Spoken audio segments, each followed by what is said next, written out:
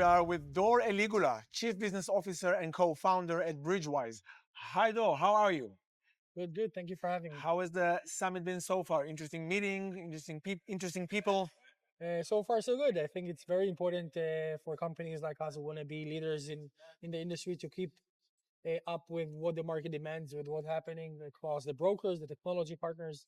So Doing the footwork. yeah, it's really important, and it's always enjoyable. Good.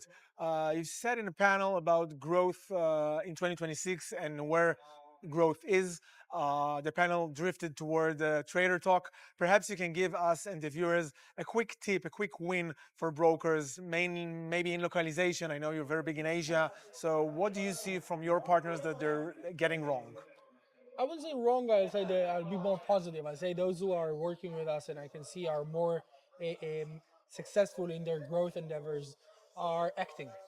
A lot of because of the velocity of the technology in the AI fields, a lot of brokers, a lot of technology providers are staying on the fence to see how the technology evolves, and that's I think the worst decision you can make, not having Okay. a decision. Freeze. Yeah, because again, people are intimidated, but where it could lead. And again, from the partners we work with, I can see how those brokers, those technology providers who have taken a step could see the impact with real tangible use cases. So that's my Is it number better one. engagement or how do you measure positive outcomes? Depends on your KPI, but it can be in the end of the day the bottom line, which is the ARPU or the trading volume, which is the most important thing for the brokers, Yep. but also net promoter scores and engagement rates and session bounces and these kind of more nuanced or Okay. granular things. Depends on the broker needs in that Sure. sense. And as I said, you work a lot in Asia.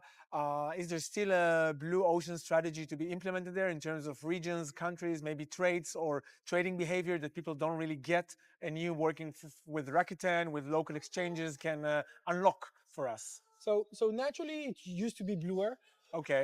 and because of the AI velocity, it becomes more a let's say crowded space. But I think our ability to be the market leader in that sense of again with real tangible demonstrations about how we have done it with the market leaders, not only in Asia but all across the globe, really helps or enables the brokers who want to work with us to take that step. Because again, as I said, they're a bit on the fence, Right. but looking at how others are doing it or has been successfully doing it helps them in making a decision, and that's what I think helps us beyond, of course, the product, but that's a bit more Sure, complex. that's a different conversation. Yeah. So we're talking a lot about AI, and we talked, you talked during the panel about the intersection between AI and human judgment and human error. Can you share an example where AI has saved an analyst, or vice versa, where an analyst has used AI in your platform?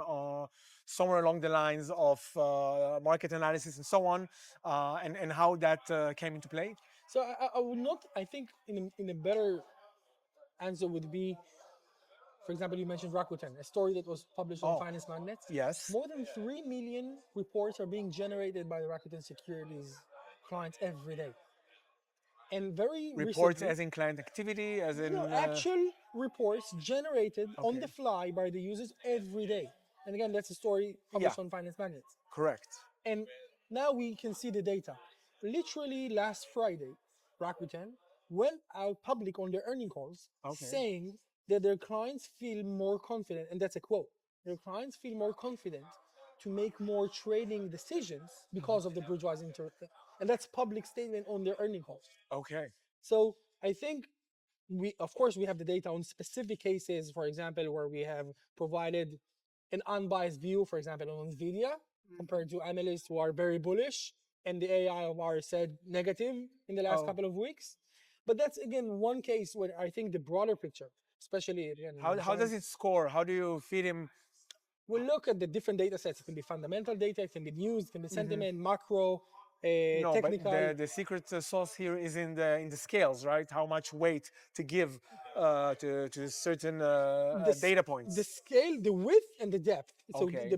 because we are, you can compare BridgeWise to an army of 50,000 analysts. Okay. So our ability to do it in a very wide fashion to cover pretty much every instrument out there, but also in a very deep way.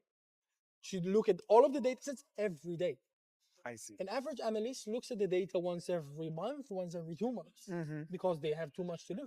Right. The ability to build an army of AI analysts what enables us to do it in a deeper way, and also the emotional bias that some analysts may have. Right. And Both what are seen you as looking? humans. Sure. And what are you looking into in 2026? You've built the army. What's next? So I can tell you that we are like the number one project of ours is called Genie. Okay. We are building a super, again, we call it AI agent, AI advisor that can help any trader, any investor in their day to day, from portfolio building, portfolio analysis, behavioral analysis of themselves, where they've been better, where they've been.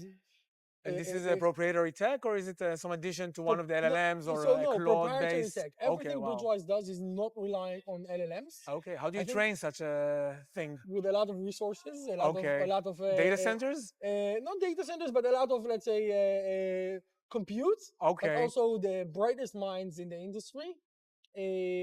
Where we have, I think I also said it on the panel, LLMs are not good enough for the financial industry. okay, that's interesting. That's a big statement. Braden there said, and he's providing data to Gemini and Perplexity, so I don't think handle it's with good care. enough. Yeah, I don't think LLMs are good enough.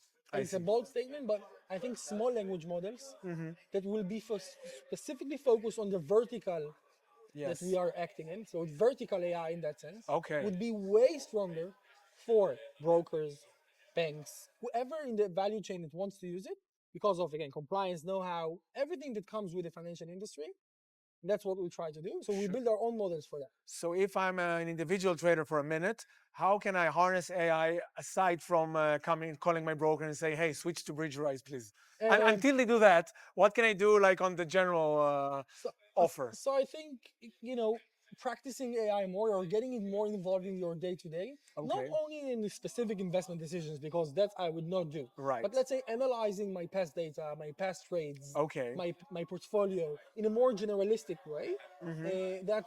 That's Okay. something I would try to getting more Right. involved in my day to day. I'm a very small investor, and I ran through Perplexity some questions, but I warned him that, I placated him that it's fine. I'm aggressive on this. Okay. Score my analysis from 1 to 10. Should I buy it or not? And he gave me a 9. So, Okay. That's good, but maybe it hallucinates on this one. probably. Okay, thank you very much, Dor. Looking forward for the Pleasure. next developments. Thank you. Cheers.